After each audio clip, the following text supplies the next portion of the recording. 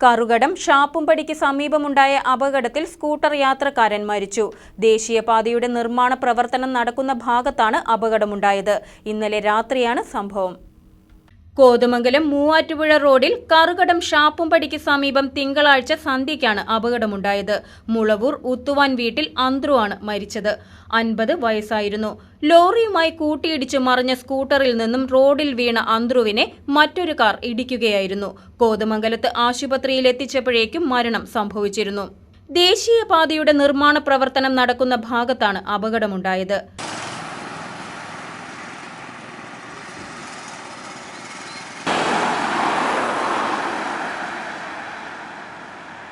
ഗൾഫിൽ ജോലി ചെയ്യുന്ന അന്ത്രു ദിവസങ്ങൾക്ക് മുമ്പാണ് നാട്ടിലെത്തിയത്.